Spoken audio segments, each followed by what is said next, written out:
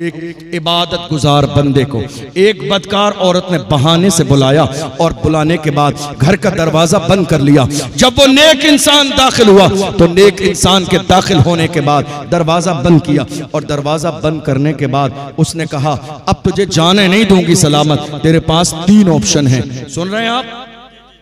बातें कर रहे हो?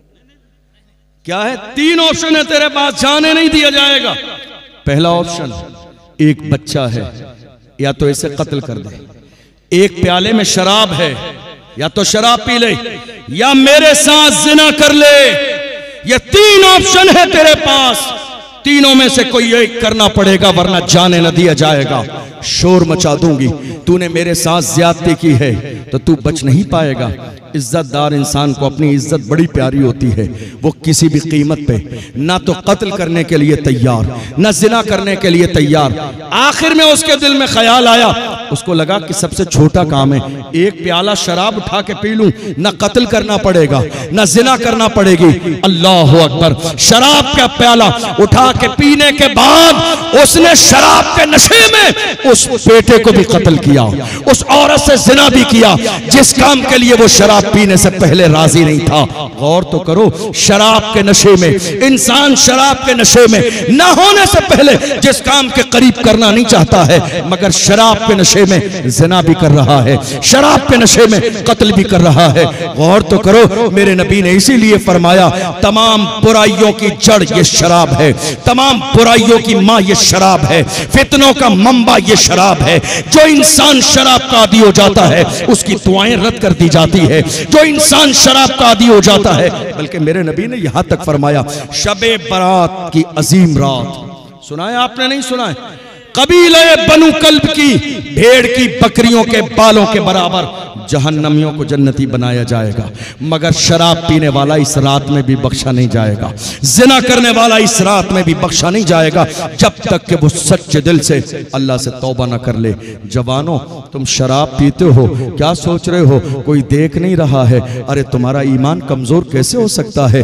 तुम्हें पैदा करने वाला परवरदिगार देख रहा है। और अगर तुम नशा करना चाहते हो तो मैं तुम्हें नशा करने से रोकूंगा नहीं, मशवरा सिर्फ इतना है, नशा करना है दिल खोल के नशा किया करो, लेकिन लोकल वाला नशा मत किया करो जिसको करने से लोग नाली और नाले में गिर जाते हैं। नशा करना है वो नशा करो जो बिलाल हबशी ने किया, जो सलमान फारसी ने किया, जो सुहैब रूमी ने किया, जो हजरत अम्मार इब्ने यासिर ने किया, जो हजरत सुमैया ने किया। कौन है बिलाल? नशे में है मुस्तफा के, मारा जाता है, घसीटा जाता है, पड़ा जाता है, मगर हाल ये है पुकार के कहते हैं। आज सिर्फ हमारी जबान पर है, हमारी जिंदगियों में नहीं है। इस्लाम सिर्फ हमारी जबान पर है, हम नारा लगा रहे हैं इस्लाम का दामन नहीं छोड़ेंगे, इस्लाम का दामन नहीं छोड़ेंगे।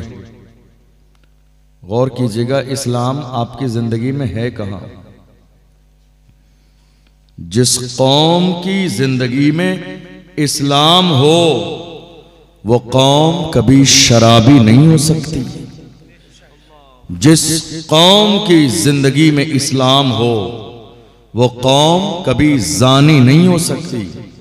जिस कौम की जिंदगी में इस्लाम हो वो कौम कभी जुआ नहीं खेल सकती। जिस कौम की जिंदगी में इस्लाम हो वो कौम कभी सट्टा नहीं लगा सकती। जिस कौम की जिंदगी में इस्लाम हो उस कौम की बेटियां कभी बेपर्दा नहीं होती हैं। जिस कौम की जिंदगी में इस्लाम हो उस कौम के जवान अय्याशियों की दहलीज पे कदम नहीं रखते हैं। जिस कौम की जिंदगी में इस्लाम हो वो कौम कभी अपनी बेटियों की शादी ताखीर से करके जिना का दरवाजा नहीं खोलती है। जिस कौम की जिंदगी में इस्लाम हो उस कौम के जवान अपने मसलक के गद्दार नहीं होते हैं बल्कि वफादार होते हैं। जिस कौम की जिंदगी में इस्लाम हो उस कौम के जवान शराब और शबाब के आदी नहीं होते हैं। जिस कौम की जिंदगी में इस्लाम हो वो कौम कभी गुनाहों की दहलीज पर कदम नहीं रखती है। क्या कहा था ताजुश शरिया ने? जवानों से खिताब करके कहा था, जवानों जिंदगी ये नहीं है किसी के लिए, जिंदगी है नबी की, नबी के लिए। ना समझ मरते हैं जिंदगी के लिए, जीना मरना है सब कुछ नबी के लिए। भैया माइक एक बार सेट करके आवाज़ बढ़ा दीजिए, फिर उसमें उंगली मत लगाइए दोबारा, ये आवाज़ कम ज़्यादा हो रही है आपकी, बार बार नाजिम साहब हमारे आपको टोकते रहे, एक बार कर दीजिए सेट। तो जहां इस्लाम जिंदगियों में होता है वहां हालात कुछ और होते हैं। मैं आपको बताऊं, कई बार ऐसा होता है जलसों में जाने के बाद इंतजामिया में से कुछ लोग आके कान में कहते हैं, हजरत जरा सा ख्याल रखना, जरा सा ख्याल रखना। चूंकि उन्होंने कई जगह हमारी कई मौजूआत पर तकरीरें सुनी है, इस्लाही भी सुनी है और इनकलाबी भी सुनी है, तो उन्हें डर लगता है कि कहीं इनकलाबी तकरीर ना हो जाए। कहते हैं हजरत आप बहुत ज्यादा खुल के बोलते हैं, दबते नहीं है, क्या बात है, क्या बहुत बैकग्राउंड मजबूत है? मैं कहता हूं बता दूंगा तो तुम्हारा कलेजा दहल जाएगा। मेरे बैकग्राउंड की बात करते हैं, और रही दबने की बात, अरे क्या दबे जिस पे हिमायत का हो पंजा तेरा, क्या दबे जिस पे हिमायत का हो पंजा तेरा, शेर को खतरे में लाता नहीं कुत्ता तेरा। इमाम अहमद रजा के गुलाम न कभी डरते हैं, न कभी दबते हैं, न कभी छुपते हैं, न कभी भागते हैं, और वो जिस अंदाज में जहां भी होते हैं साबित कदम रहते हैं और जमाने को ये पैगाम दे देते हैं, याद रखना भागने वाले नहीं है, जान जाती है तो जाती रहे, मगर मुस्तफ़ा की अजमत पर आंच नहीं आने देंगे। हुजूर की शान में एक जर्रे के बराबर गुस्ताखी को बर्दाश्त नहीं करेंगे। बहुत सारे लोग कहते हैं हजरत जरा सा ख्याल रखिएगा, ऐसी तकरीर करना कि किसी को बुरी न लगे, किसी को तकलीफ ना हो, ऐसी बात बताना किसी को बुरा ना लगे। मैं कहता हूं इसका मतलब यह है ना जिना की बात की जाए जो कि हमारी कौम में आम हो चुका है आज की तारीख में, न सट्टे की बात की जाए कि हमारे जवानों में आम हो चुका है, न शराब की बात की जाए, न बेपर्दगी की बात की जाए, न नमाजों को छोड़ने की बात की जाए, कोई बात की ही नहीं जानी चाहिए। तो जलसा सिर्फ सजा लीजिए, उलमा मिंबर पर बिठा लीजिए और लाके सबके मुंह पर टेप लगा दीजिए कि जलसा सिर्फ जियारत के लिए है, हक बोलने के लिए नहीं है। जलसा सिर्फ जियारत के लिए, हक बोलने के लिए नहीं है। मगर याद रखना कोई भी हो किसी और का मानने वाला चूक सकता है, अहमद रजा के गुलाम न कभी चूके हैं न कभी चूक सकते हैं। वो तो जब बोलने का मौका आता है तो खुल के कहते हैं, इसलिए कि हमें बेबाकी इमाम अहमद रजा ने घुट्टी में पिलाई है। जिस इमाम से कहा था नान पारा के नवाब की तारीफ कर दो, तो जलाल में आगे इरशाद फरमाया, अहमद रजा दुनियादार की नहीं तारीफ करेगा तो मदीने के ताजदार की तारीफ करेगा, अहमद मुख्तार की तारीफ करेगा। और जब तारीफ करने पे आए तो पुकार के कहते हैं, वो कमाल हुस्न हुजूर है कि गुमाने नक्शे जहां नहीं, यही फूल खार से दूर है, यही शम्मा है कि धुआं नहीं। फुसहा अरब के बड़े बड़े तेरे आगे यूं है दबे लचे, कोई जाने मुंह में ज़बां नहीं, नहीं बल्कि जिस्म में जान नहीं। करूं तेरे नाम पे जां फिदा, न बस एक जां तो जहां फिदा, तो जहां से भी नहीं जी भरा। करूं क्या करोड़ों जहां नहीं, करूं मधे अहले तो बल रजा, पड़े इस बला में मेरी बला, मैं गदा हूं अपने करीम का, मेरा दीन पारे ना नहीं। आज तुम्हारे सोने के लिए बनाई है और दिन रिज्क के तलाश के लिए बनाया है।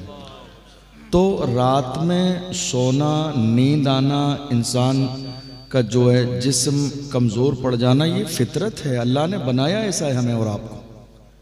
तो ये बहुत अफसोसनाक सूरत हाल है कि हमने जहन ऐसा बना लिया है कि फजर तक हमारा जलसा चलेगा तभी जलसा कामयाब है या बड़ा जलसा है।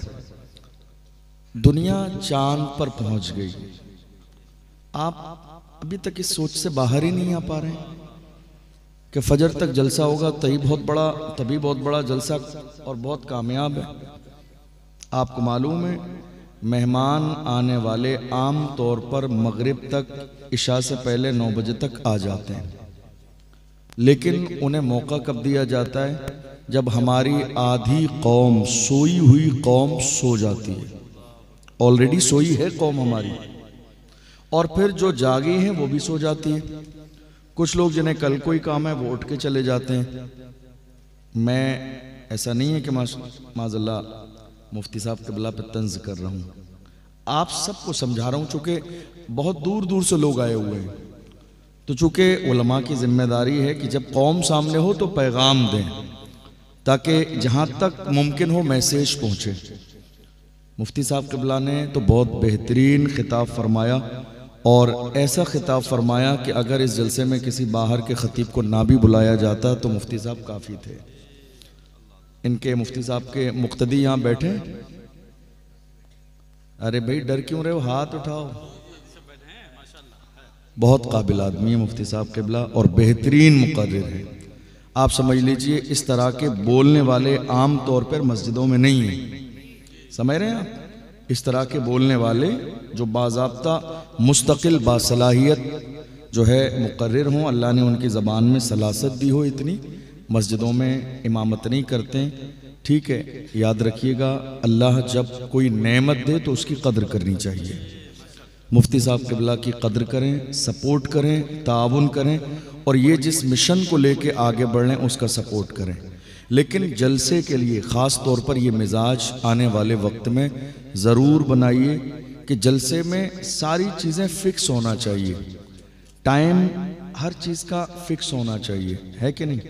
हाँ, ताकि क्या है कि जैसे हमारे बुज़ुर्ग हैं, अब वो ज़बरदस्ती या तो मेहमान के लिहाज में बैठे हैं, या अपने इमाम साहब के लिहाज में बैठे हैं, या शायर इस्लाम के लिहाज में बैठे हैं। हालांकि 12-1 बजे के बाद उनका दिल करता है जाने का, उम्र का तकाजा, हम जवानों का करता है तो बुजुर्गों का क्यों नहीं करेगा? तो क्या होता है, एक लिहाज में बैठे रहते हैं। क्या ही अच्छा हो कि ये पूरी कॉन्फ्रेंस हमारी 12:30-1 बजे, लास्ट 1:30 या 2 बजे तक कर लीजिए, बहुत ज़्यादा के सालाना प्रोग्राम है तो बहुत अच्छी बात है। अब ये समझ लीजिए कि 12:30 बजने वाले हैं, अगर मैं 1-1.5 घंटे बयान करूं तो 2 बजे मेरा बयान ख़त्म होगा, और एक मुस्तकिल ख़तीब हज़रत मौलाना अहमद रज़ा मंजरी साहब क़िबला अभी इंतज़ार में है कि कब मैं कुर्सी खाली करूं तो वो तशरीफ़ लाएँ, समझ रहे हैं आप? तो आपको फजर की अज़ान जो है यही सुननी है। अल्लाह हमारी इस कामयाब कॉन्फ्रेंस को मज़ीद कामयाब फरमाए, लेकिन कोशिश कीजिएगा कि ज़रा सा मिजाज बदलें।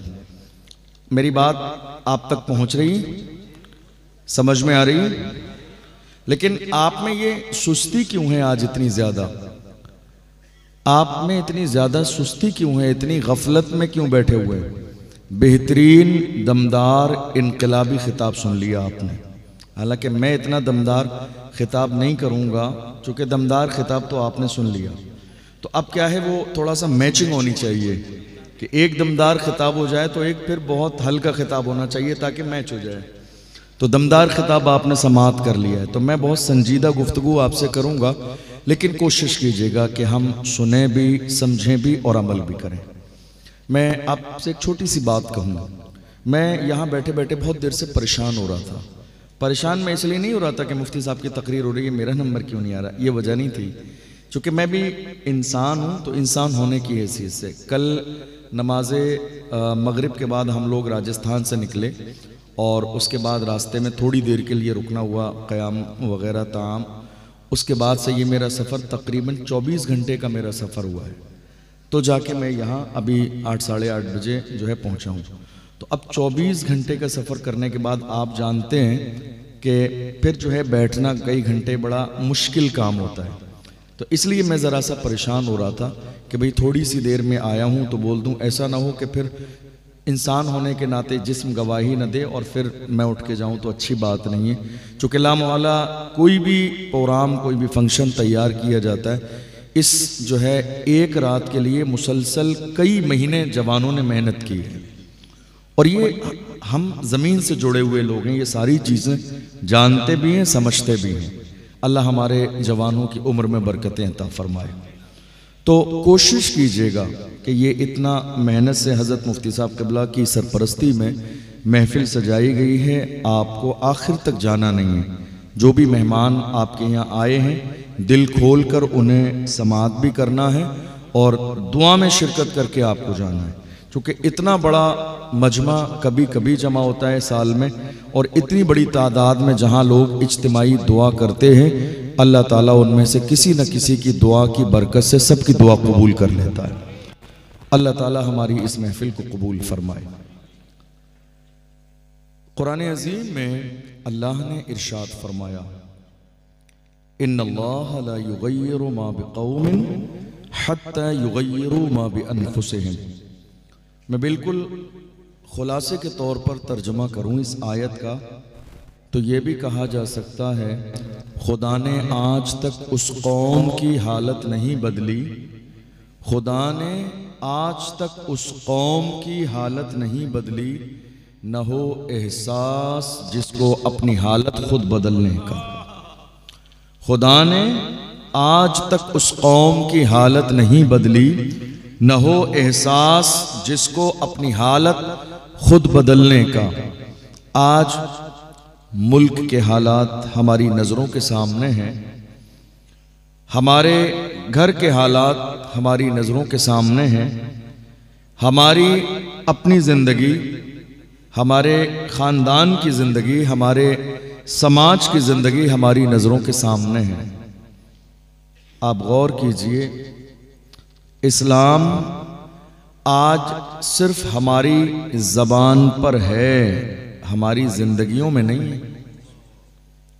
इस्लाम सिर्फ हमारी ज़बान पर है। हम नारा लगा रहे हैं इस्लाम का दामन नहीं छोड़ेंगे, इस्लाम का दामन नहीं छोड़ेंगे। गौर कीजिएगा, इस्लाम आपकी जिंदगी में है कहां?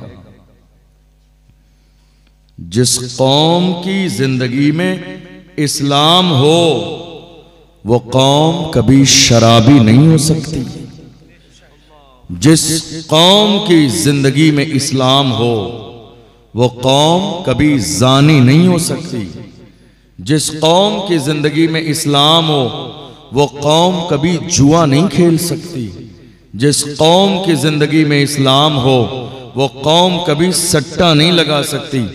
जिस कौम की जिंदगी में इस्लाम हो उस कौम की बेटियां कभी बेपर्दा नहीं होती हैं। जिस कौम की जिंदगी में इस्लाम हो उस कौम के जवान अय्याशियों की दहलीज पे कदम नहीं रखते हैं। जिस कौम की जिंदगी में इस्लाम हो वो कौम कभी अपनी बेटियों की शादी ताखीर से करके ज़िना का दरवाजा नहीं खोलती है। जिस कौम की जिंदगी में इस्लाम हो उस कौम के जवान अपने मसलक के गद्दार नहीं होते हैं बल्कि वफादार होते हैं। जिस कौम की जिंदगी में इस्लाम हो उस कौम के जवान शराब और शबाब के आदी नहीं होते हैं। जिस कौम की जिंदगी में इस्लाम हो वो कौम कभी गुनाहों की दहलीज पर कदम नहीं रखती है। क्या कहा था ताजुश शरिया ने? जवानों से खिताब करके कहा था, जवानों जिंदगी ये नहीं है किसी के लिए, जिंदगी है नबी की, नबी के लिए। ना समझ मरते हैं जिंदगी के लिए, जीना मरना है सब कुछ नबी के लिए। भैया माइक एक बार सेट करके आवाज बढ़ा दीजिए, फिर उसमें उंगली मत लगाइए दोबारा, ये आवाज कम ज्यादा हो रही है आपकी। बार बार नाजिम साहब हमारे आपको टोकते रहे, एक बार कर दीजिए सेट। तो जहां इस्लाम जिंदगियों में होता है वहां हालात कुछ और होते हैं। मैं आपको बताऊं, कई बार ऐसा होता है जलसों में जाने के बाद इंतजामिया में से कुछ लोग आके कान में कहते हैं, हजरत जरा सा ख्याल रखना, जरा सा ख्याल रखना। चूंकि उन्होंने कई जगह हमारी कई मौजूआत पर तकरीरें सुनी है, इस्लाही भी सुनी है और इनकलाबी भी सुनी है, तो उन्हें डर लगता है कि कहीं इनकलाबी तकरीर ना हो जाए। कहते हैं हजरत आप बहुत ज्यादा खुल के बोलते हैं, दबते नहीं है, क्या बात है? क्या बहुत बैकग्राउंड मजबूत है? मैं कहता हूं बता दूंगा तो तुम्हारा कलेजा दहल जाएगा।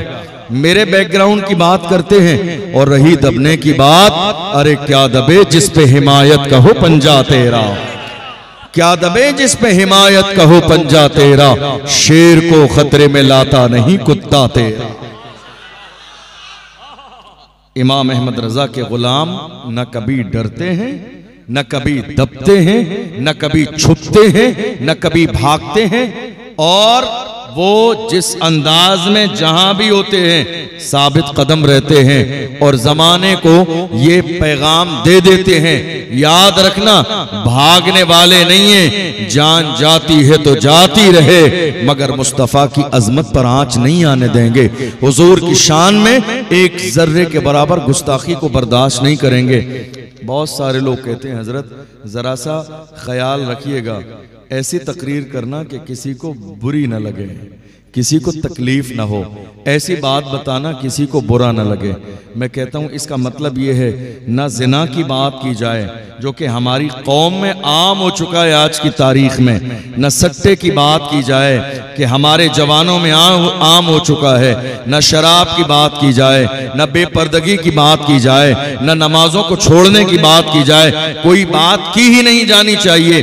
तो जलसा सिर्फ सजा लीजिए, उलमा मिंबर पर बिठा लीजिए और लाके सबके मुंह पर टेप लगा दीजिए कि जलसा सिर्फ जियारत के लिए है, हक बोलने के लिए नहीं है। जलसा सिर्फ जियारत के लिए, हक बोलने के लिए नहीं है। मगर याद रखना, कोई भी हो किसी और का मानने वाला चूक सकता है, अहमद रजा के गुलाम न कभी चूके हैं न कभी चूक सकते हैं। वो तो जब बोलने का मौका आता है तो खुल के कहते हैं, इसलिए कि हमें बेबाकी इमाम अहमद रजा ने घुट्टी में पिलाई है। जिस इमाम से कहा था नान पारा के नवाब की तारीफ कर दो, तो जलाल में आगे इरशाद फरमाया, अहमद रजा दुनियादार की नहीं तारीफ करेगा तो मदीने के ताजदार की तारीफ करेगा, अहमद मुख्तार की तारीफ करेगा। और जब तारीफ करने पे आए तो पुकार के कहते हैं, वो कमाल हुस्न हुजूर है कि गुमाने नक्शे जहां नहीं, यही फूल खार से दूर है, यही शम्मा है कि धुआं नहीं। फुसहा अरब के बड़े बड़े तेरे आगे यूं है दबे लचे, कोई जाने मुंह में ज़बा नहीं, नहीं बल्कि जिस्म में जान नहीं। करूं तेरे नाम पे जा फिदा, न बस एक जा तो जहां फिदा, तो जहां से भी नहीं जी भरा। करूं क्या करोड़ों जहां नहीं, करूं मदहे अहले तो बल रजा। पड़े इस बला में मेरी बला, मैं गदा हूं अपने करीम का, मेरा दीन पारे ना नहीं।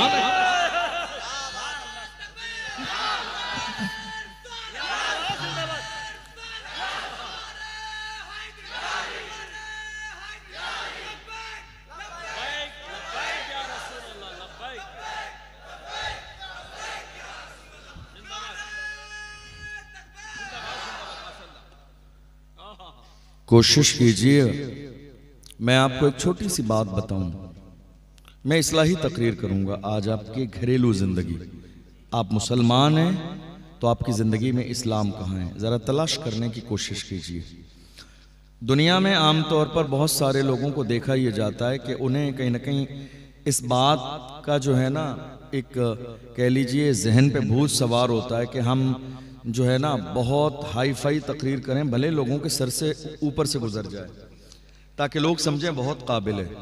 ना भैया हम काबिल हैं, ना हमें काबिलियत दिखानी है, गौसे आजम की चौखट के कुत्ते हैं और बस बात वही करते हैं जो गौसे आजम की बारगाह से हमें फैजान मिलता है।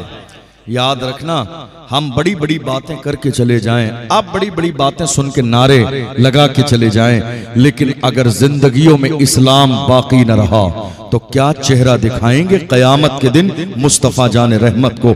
कौन सा चेहरा लेकर जाएंगे मुस्तफ़ा जान रहमत की बारगाह में अगर जिंदगी में इस्लाम बाकी न रहा? आप जानते हैं हमारे बुजुर्गों ने जलसों की शुरुआत क्यों की थी? जलसे शुरू करने का मकसद क्या था? आप जानते हैं, ये जलसा ये एक रात का मदरसा है। मदरसा उन लोगों के लिए जिनकी उम्र मदरसे में जाने वाली नहीं है, जो काम करने वाले हैं, जो बिजनेस करने वाले हैं, जो बाज़ाब्ता खेती करने वाले हैं, जिनके पास रोजाना मदरसे में जाने का वक्त नहीं है, उनके लिए साल में एक रात का मदरसा लगाया जाता है। किसी शहर में हर महीने, किसी शहर में साल में 2 बार, किसी शहर में 3 बार, ये एक रात का मदरसा है। मदरसे का मतलब ये है कि कुछ सिखाने के लिए, कुछ पढ़ाने के लिए, ये बताने के लिए कि आप मोमिन हैं, ये बताने के लिए कि दीन क्या है, ये बताने के लिए कि इस्लाम क्या है। और अगर ये सीख गए तो याद रखना दुनिया भी कामयाब हो जाएगी, आखिरत भी कामयाब। तो ये एक रात का मदरसा है और यहां क्या करना है? आपको सीखना है। क्या करना है? यहां सीखेंगे, सीखेंगे इंशाअल्लाह। देखिए, कई बार ऐसा होता है और हमें अफसोस भी होता है कुछ लोगों को देखकर जो बहुत तेजी के साथ तकरीर करके गुजर जाते हैं, ऐसी तकरीर कि कौम के समझ में एक जुमला भी नहीं आता है। मुझे नहीं लगता है कि उस जलसे का कोई मकसद हुआ, क्योंकि अगर मैं 80 की स्पीड से बोलूं और आपको इतनी समझ में आती होती तो मुझे बुलाने की जरूरत ही नहीं थी। है? मुझे बुलाने की जरूरत ही नहीं थी, आपने मुझे बुलाया इसलिए है कि हम कोई दीन का पैगाम सुने, समझे, ताकि उसके मुताबिक अमल करें। जो बात समझ में नहीं आएगी आपके, तो आप उस पर अमल कैसे करेंगे? मेरी बात समझ आ रही है आपको? कोशिश कीजिएगा कि हम समझें। तकरीर उसी को कहते हैं जो हमारे समझ में आए। तकरीर उसी को कहते हैं जिसको हम समझें, जो हमारे दिल पर असर करे, जो हमारी जिंदगियों में इनकलाब बर्पा करे। बात करना बहुत आसान है, लेकिन याद रखना ये जो जबान चल रही है ना, इस जबान को भी हिसाब देना है क़यामत के दिन। आप जानते हैं गीबत आज हमारे समाज में आम हो गई, बुराई आज हमारे समाज में आम हो गई, किसी के खिलाफ साजिश आज हमारे समाज में आम हो गई। हमारे यहाँ जितना जबान का गलत इस्तेमाल हो रहा है, दूसरी किसी चीज का गलत इस्तेमाल नहीं हो रहा है। हम जहां बैठ रहे हैं, 2 लोग बैठे हैं, जिक्र किसी तीसरे का है। जहां 3 लोग बैठे हैं, जिक्र किसी चौथे का है। जहां 4 लोग बैठे हैं, जिक्र किसी 5वें का है। हमने जबान का गलत इस्तेमाल किया और क्या सोच रहे हैं? हम जिसके बारे में बुराई करते हैं उसे मालूम नहीं है। अगर ये सोच रहे हैं, इसका मतलब ये है कि आपका ईमान अल्लाह की जात पर कमजोर है, इसलिए कि तुम जिसके बारे में बुराई और गीबत करते हो वो जाने न जाने, मगर उसको पैदा करने वाला परवरदिगार देख रहा है। वल्लाहु यालमु मा तुसर्रून व मा तुअलिनून। तुम जो जाहिर करते हो मेरा रब वो भी जानता है, और जो तुम छुपाते हो मेरा रब वो भी जानता है। जबान का गलत इस्तेमाल आज हमारी जिंदगियों में है। आप गौर कीजिए, अल्लाह ने जबान को बनाया कैसा? अल्लाह ने जबान को 32 दांतों की कैद में रखा, 32 दांतों के बीच में कैद में, ताकि गलत इस्तेमाल ना हो। लेकिन उसके बावजूद सबसे ज्यादा गलत इस्तेमाल आज हमारी जबान का हो रहा है। यही जबान है जिसकी वजह से भाई भाई से जुदा हो जाता है। यही जबान है जिसके गलत इस्तेमाल की वजह से इमाम मुक्तदी से जुदा हो जाता है। यही जबान है जिस जबान की वजह से बीवी शौहर से जुदा हो जाती है। यही जबान है जिस जबान के गलत इस्तेमाल की वजह से आज मोहल्ले टूट रहे हैं, समाज टूट रहे हैं, बिरादरियां टूट रही हैं, सिर्फ जबान के गलत इस्तेमाल की वजह से। अगर दिल के कानों से सुन रहे हैं तो मेरी बात सुन के जाइएगा और दिल पे हाथ रख के सुनिएगा।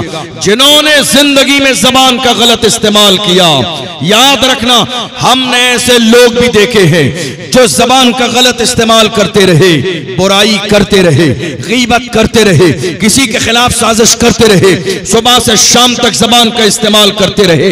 गलत इस्तेमाल जबान का हमने ऐसा भी देखा। एक दिन ऐसा भी आया कि अल्लाह ने उनको फालिज की बीमारी में मुब्तला कर दिया। जबान पर फालिज का असर हो गया। अब पड़े हैं बिस्तरे मौत पर। अब जबान चलने के लिए राजी नहीं है। अब कलमा पढ़ना भी नसीब नहीं होता है। अब कुरान पढ़ना भी नसीब नहीं होता है। कुरान यही तो कहता है, इन्ना बत्शा रब्बिका लशदीद, रब की पकड़ बहुत सख्त है। डरते रहो बुराई करने से पहले कि पकड़ न लिए जाओ।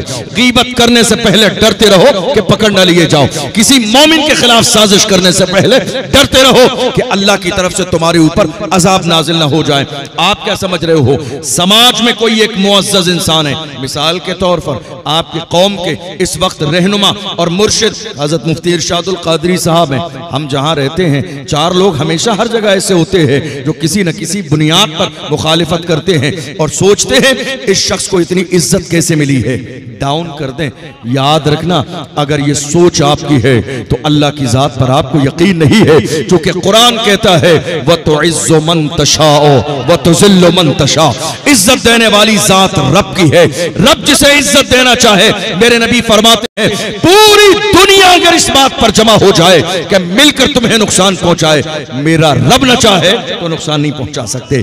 और अगर दुनिया इस बात पर जमा हो जाए कि तुम्हें फायदा पहुंचाए, मगर मेरा रब न चाहे तो फायदा नहीं पहुंचा सकते। हम तो बड़े खूबसूरत अंदाज में ऐसे लोगों को कहते हैं, नादान को इस बात का बिल्कुल नहीं पता। व तुइज़्ज़ु मन तशाओ व तुज़िल्लु मन तशा। अल्लाह के हुजूर ये होता है फैसला। व तुइज़्ज़ु मन तशाओ व तुज़िल्लु मन तशा। झूठी नवाज़िशात की बारिश फजूल है, हमको जलील करने की साजिश फजूल है। झूठी नवाज़िशात की बारिश फजूल है, हमको जलील करने की साजिश फजूल है। हमारा कदम कदम पे मददगार है खुदा, वह तो इज़्ज़ु मन तशाओ व तुज़िल्लु मन तशा। आज रोजाना कितने लोग मिलते हैं, हजरत दुआ कर दीजिएगा। किस बात की दुआ कराना चाहते हैं? दुआ कर देंगे, बताइए। का चंद लोग दुश्मन पीछे लगे हैं, वो मेरी इज्जत खराब करना चाहते हैं। मैं कहता हूँ खुदा के बंदे जाके सजदा किया कर 5 बार खुदा की बारगाह में, और इस बात से न डर फला पड़ोसी तेरी इज्जत खराब कर देगा। इज्जत ना उसने दी है ना वो खराब कर सकता है। इज्जत देने वाली जात मेरे रब की है, रब ने तुझे इज्जत दी है, इसलिए यकीन कर अल्लाह की जात पर। जब तक तेरे कदम गुनाह की दहलीज पर न जाएंगे, तू कभी जलील और रुसवा नहीं होगा। जब तक तू खुदा की नाफरमानी नहीं करेगा, कभी जलील और रुसवा नहीं होगा। कभी तू बुराई के रास्ते पर चलेगा, तब जाके जिल्लत तेरा मुकद्दर बन जाएगी। इसलिए हम मोमिन हैं। हमारी जिंदगी देख लीजिए, कहां हमारी जिंदगी गुजर रही है? गुनाहों में, शराब के अड्डों पर। हमारे 18 साल के जवान कहां हैं? 17 साल के जवान कहां हैं? शराब के अड्डे पर। आपको हैरत होगी, इस वक्त सबसे ज्यादा जिना आम हो गया। सबसे ज्यादा जिना इस वक्त आम है।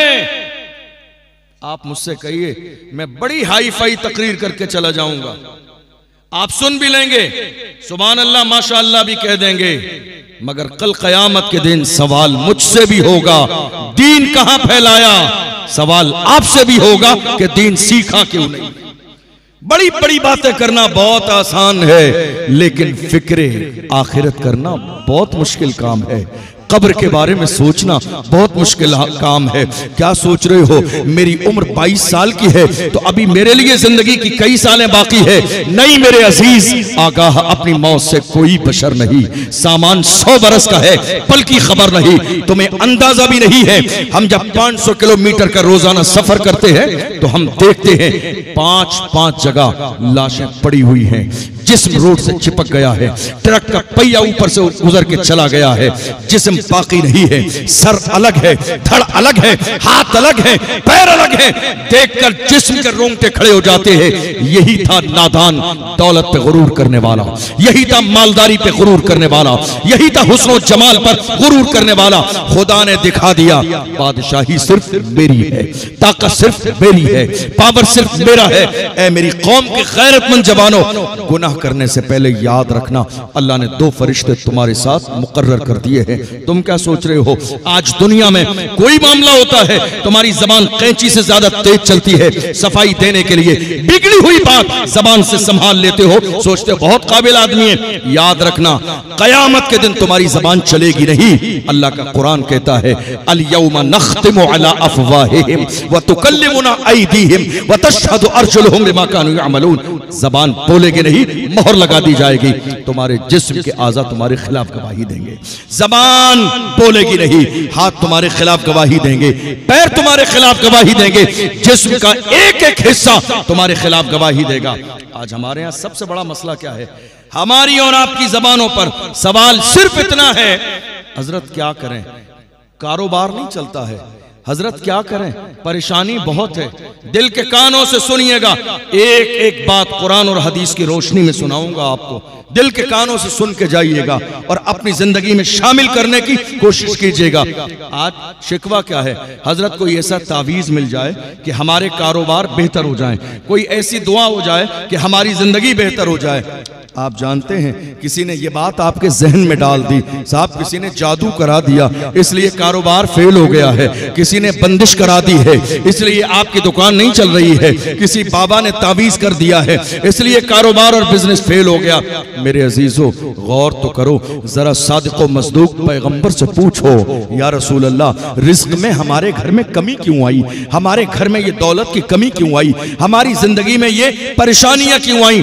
जिस दिन तुम हुजूर से पूछोगे, याद रखना, असल चेहरा मेरे नबी की जबान से निकलने वाले जुमले तुम्हें दिखा देंगे कि जिंदगी में परेशानी क्यों है। याद रखना, वो तो परवरदिगार इतना करीम है, तुम तो इंसान हो। वो तो समंदर की व्हील मछली को रोजाना क्विंटलों रिस्क अता फरमाता है, वो तुम्हें महरूम कब करेगा? वो तो सांप बिच्छू और कीड़े मकोड़े को भी रिस्क देता है, हम तो फिर अशरफुल मखलूकात हैं। अल्लाह का कुरान कहता है, वमा मिन दाब्बतिन फिल अर्दि इल्ला अल्लाह रिस्क हा, जमीन में कोई जानवर भी ऐसा नहीं है मगर अल्लाह अपनी रहमत से उसे रिस्क अता फरमाता है। कोई जानवर भी ऐसा नहीं है। आप गौर कीजिए, हमारे रिस्क में कमी कहां से आई? हमारा बिजनेस फेल क्यों हुआ? मैं वजह भी बताऊं और इलाज भी। हमारे कारोबार फेल क्यों हुए? हमारी बेटियों के रिश्ते क्यों टूट गए? हमारी खेतियां तबाह बर्बाद क्यों हो गई? क्या किसी ने तावीज कराया? क्या किसी ने गंडा कराया? या किसी बाबा ने हमारे लिए सिफली अमल कर दिया? नहीं मेरे अजीजों, अल्लाह के महबूब सादिक व मसदूक पैगंबर से पूछ लो। मेरे आका सल्लल्लाहु अलैहि वसल्लम इरशाद फरमाते हैं, जिना में 6 मुसीबतें हैं। जिना में 6 मुसीबतें हैं, 6 मुसीबतें। जब कौम में जिना आम हो जाए, जब जवान जिना की दहलीज पे कदम रखते हैं, जब हमारे जवान रात को अपनी रंगीन करने लगे, जब जवानों को अपनी जवानी का एहसास न हो। जवानों, तुम्हें अंदाजा भी नहीं है, किसी भी दौर में मेरी कौम के जवान ऐसे नहीं थे जो आज गुनाहों की दहलीज पर हैं। डॉक्टर इकबाल से पूछो जवान कैसे थे, तो डॉक्टर इकबाल ने कहा था मेरी कौम के जवान ऐसे थे, टल न सकते थे अगर जंग में अड़ जाते थे, पांव शेरों के भी मैदान से उखड़ जाते थे, तुझसे सरकश हुआ कोई तो बिगड़ जाते थे, तीर क्या चीज है हम तोप से लड़ जाते थे, शान आंखों में न जचती थी जहादारों की, कलमा पढ़ते थे हम छाओं में तलवारों की, हम जो जीते थे तो जंगों की मुसीबत के लिए या रसूल अल्लाह, और मरते थे तेरे नाम की अजमत के लिए। दश्त तो दश्त है, दरिया भी न छोड़े हमने, बहरे जुल्मात में दौड़ा दिए घोड़े हमने।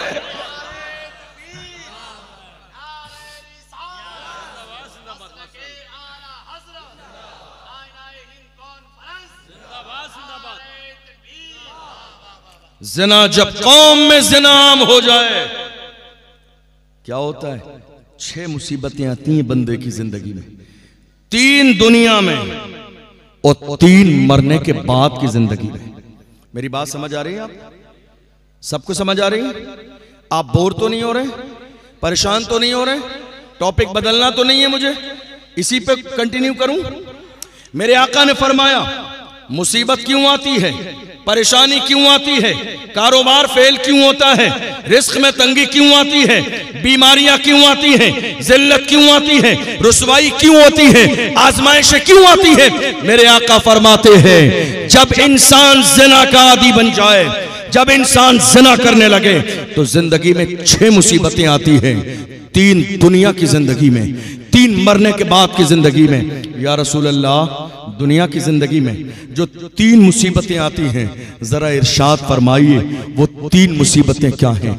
मेरे आका ने फरमाया पहली मुसीबत यह है, पहली मुसीबत यह है कि बंदे का रिज्क से बरकत को खत्म कर दिया जाता है। बंदा एक एक लुकमे के लिए परेशान हो जाता है, एक एक लुकमे के लिए तरसता है, एक एक लुकमे के लिए तड़पता है। तुम्हें अंदाजा नहीं है जिस कौम में ज़िना आम हो जाता है वो कौम जिल्लत और रुसवाई के दलदल में फंस जाती है। एक एक लुकमे के लिए लोग परेशान हो जाते हैं। जिस कौम में ज़िना आम हो जाए, तुमने देखा नहीं, कोरोना का जमाना हमारे लिए सबसे बड़ी मिसाल है। कितने लोग सिर्फ रोटी न मिलने की वजह से मर गए, कितने लोग जो है दुनिया को छोड़ के चले गए सिर्फ इस बुनियाद पर कि उन्हें खाना ना मिला। आप गौर नहीं कर रही हैं, जो इंसान ज़िना का आदी हो जाए, दुनिया की 3 मुसीबतों में पहली मुसीबत यह है कि उसके रिस्क को तंग कर दिया जाता है, कारोबार फेल हो जाता है, दौलत खत्म कर दी जाती है, जिल्लत और रुसवाई आती है, एक एक रुपये के लिए परेशान हो जाता है। आप ये कह रहे हैं किसी हसद करने वाले ने दुआ तावीज करा दिए, किसी बाबा ने तावीज करा दिए। अरे ओरिजिनल इस्लाम समझने की कोशिश करो। 2025 खत्म होने वाला है, कब तक इस अंधविश्वास में पड़े रहोगे कि सारा इख्तियार बाबा के हाथ में है? नहीं मेरे अजीजों, इख्तियार मेरे रब के हाथ में है, इख्तियार मेरे खुदा के हाथ में है। बाहर आओ इस अंधविश्वास से, फुला बाबा ने रिस्क रोक लिया है। अरे इसकी क्या औकात है, ये अपने जिस्म से मक्खी नहीं उड़ा सकता, रिस्क ये रोकेगा। रिस्क रोकने वाली जात मेरे रब की है और देने वाली जात भी मेरे रब की है। गौर तो करो, कहां हैं हम? मेरे नबी ने बता दिया तुम्हारे रिस्क में तंगी है, वजह यह है कि कौम में गुनाह हो रहा है, वजह यह है कि जवान जिना की दहलीज पे कदम रख चुके हैं, वजह यह है कि बेटियों की आबरू सलामत नहीं है, वजह यह है कि बेटियों ने पर्दा छोड़ दिया है। अल्लाह अकबर। मेरे आका इरशाद फरमाते हैं, और दूसरी मुसीबत दुनिया की जिंदगी में जिना करने वाले की दूसरी मुसीबत क्या है? मेरे आका ने फरमाया उसकी सूरत को मस्ख कर दिया जाता है, उसके चेहरे को बिगाड़ दिया जाता है, उसके चेहरे से नूर खत्म कर दिया जाता है, उसके चेहरे से बरकत खत्म कर दी जाती है। कहाँ जा रहे मेरे जवान? शादी में जाना है तो जा रहे हैं सैलून वाले के पास, फेशियल ऐसा करना कि मेरा चेहरा चमक जाए। अरे नादान इंसान, दुनिया की कोई क्रीम तेरे चेहरे को चमका नहीं सकती। चमक चेहरे पे खुदा की रहमत से आती है, चेहरे पे चमक खुदा के करम से आती है।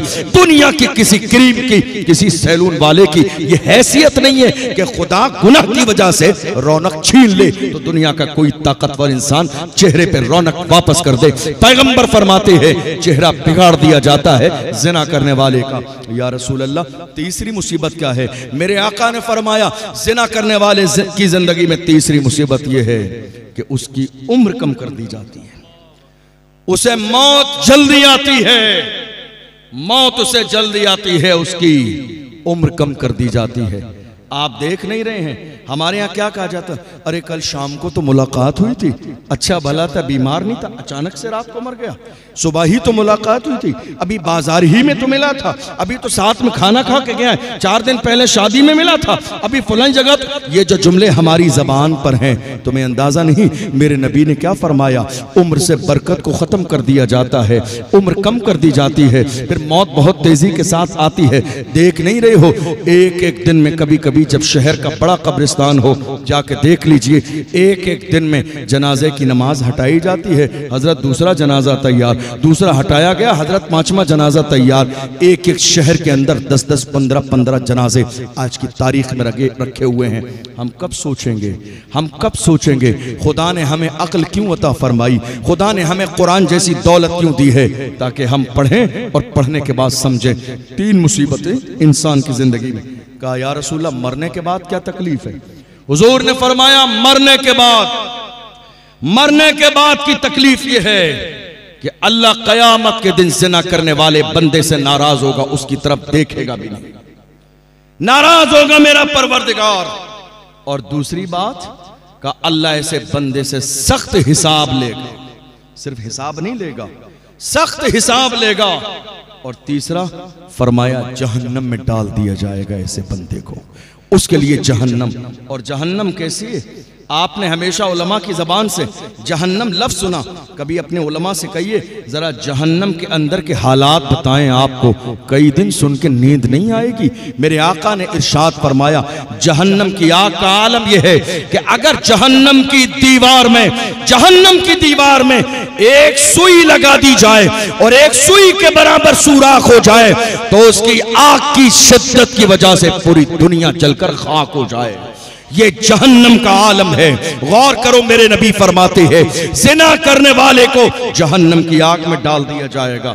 जरा दिल के कानों से सुनिएगा, एक नौजवान लड़की है, जिना पर आमादा है, एक दीनदार लड़के को बुलाया और बुलाने के बाद कहा क्या तू इस बात पर राजी नहीं है कि मैं तेरे लिए तैयार हुई हूं, मैंने बाज़ाब्ता 16 सिंगार तेरे लिए किए हैं, अब तू मेरे साथ जिना करने के लिए राजी नहीं है?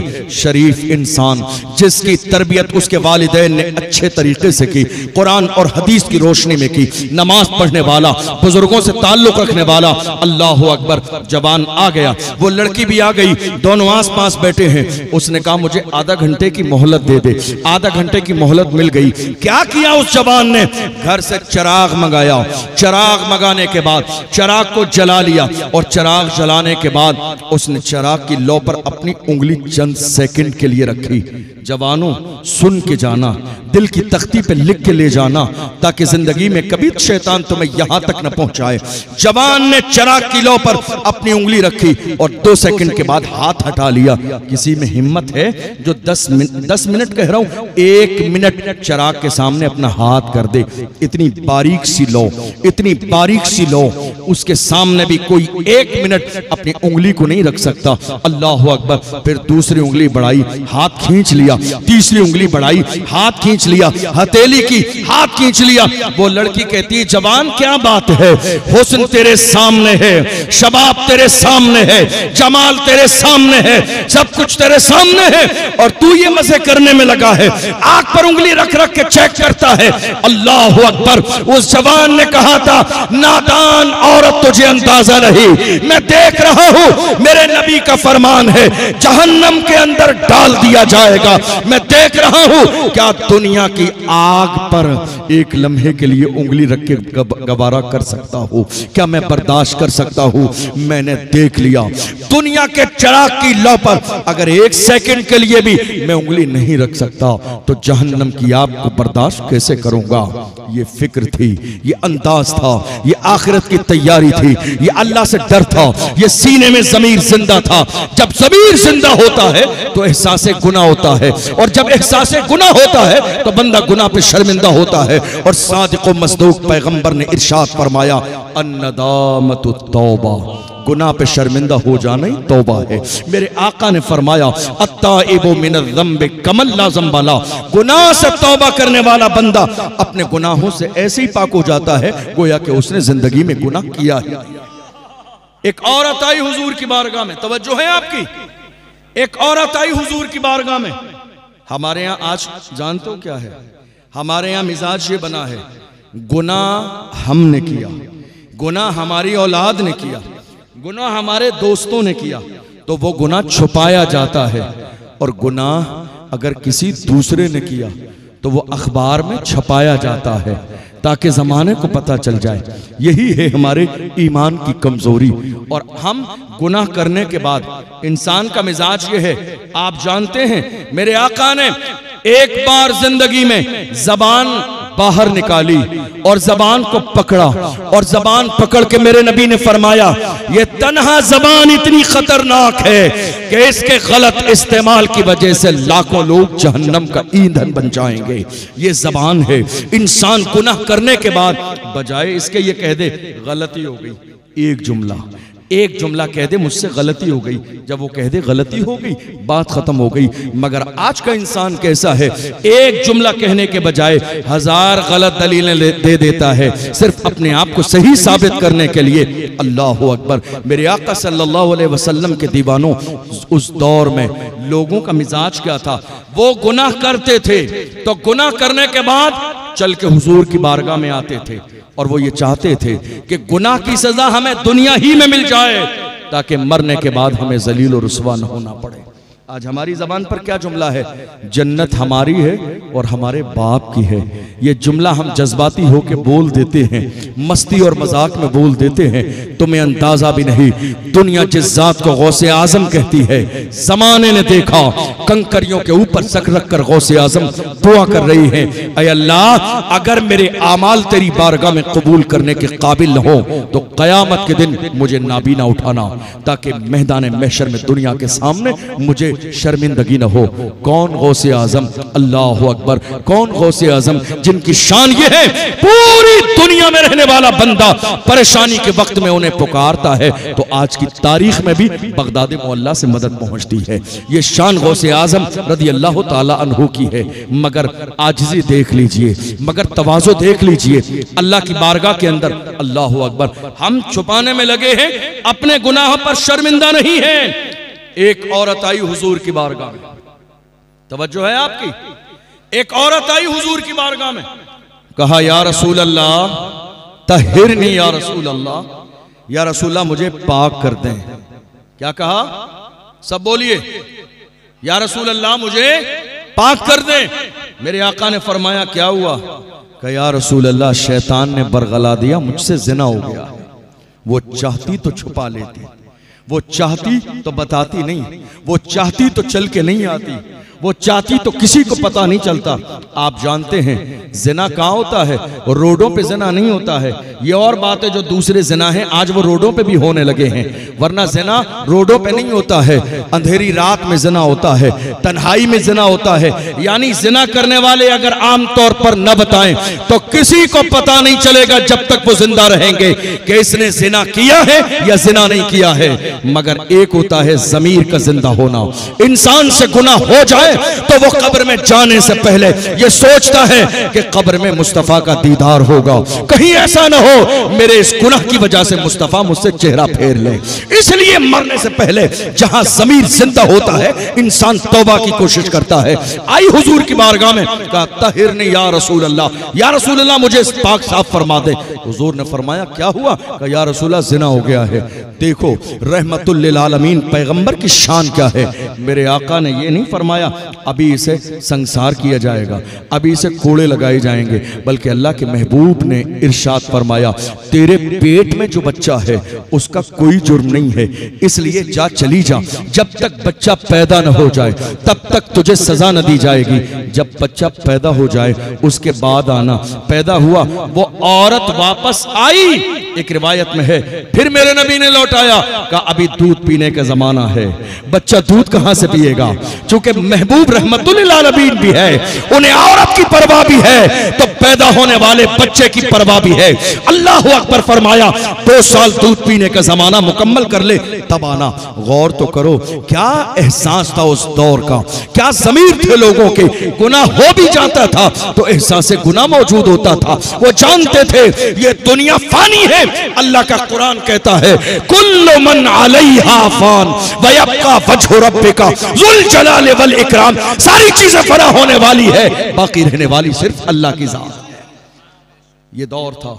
एक जमाना आया मेरे रसूल की बारगाह में, मैं हदीस सुना रहा हूं आपको, ये किस्से नहीं है, कहानियां नहीं है, बुखारी की हदीस है। मेरे नबी की बारगाह में एक जवान आया। अंदाज़े तबलीग क्या होता है, किसी को समझाने का तरीका क्या होता है।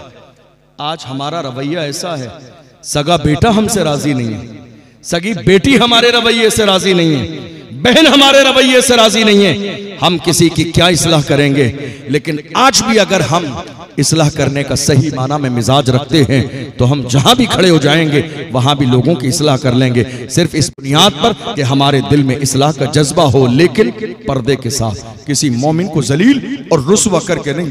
जबान आया और जानते हो आने के बाद अंजुमन लगी है, सहाबा मौजूद है, कहा या रसूल अल्लाह इज़्न ली बिज़्ज़िना, या रसूल अल्लाह मुझे जिना की इजाजत दें। जवान है, कलमा नहीं पढ़ा है, हुजूर की बारगाह में आके कहता जिना की इजाजत दें। अल्लाह अकबर, गौर करो, जहां सहाबा बैठे हो वहां जवान इजाजत किसकी मांग रहा है? दीन के काम की नहीं, गुनाह करने की इजाजत। किससे? रसूलुल्लाह से।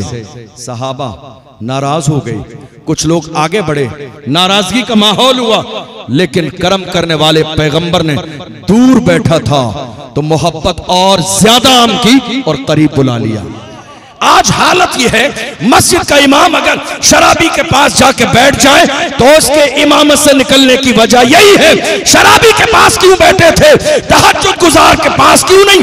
अरे वो तो पहले से तहज्जुद गुजार है, जरूरत तो शराबी को है, जरूरत तो ज़ानी को है, जरूरत तो बदकार को है, जरूरत तो उसको है जो दीन से दूर है। उलमा चापलूसी के लिए नहीं जाते हैं, उसके सीने में मुस्तफा के इश्क का चिराग जलाने जाते हैं।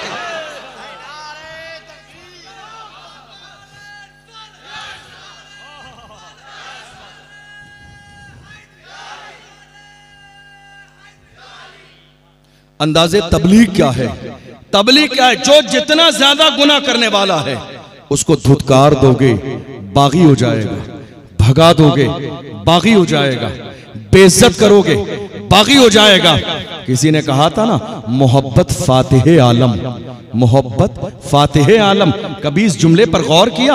मोहब्बत फातिह आलम क्या मसला है और क्या मतलब है मोहब्बत फातिह आलम का?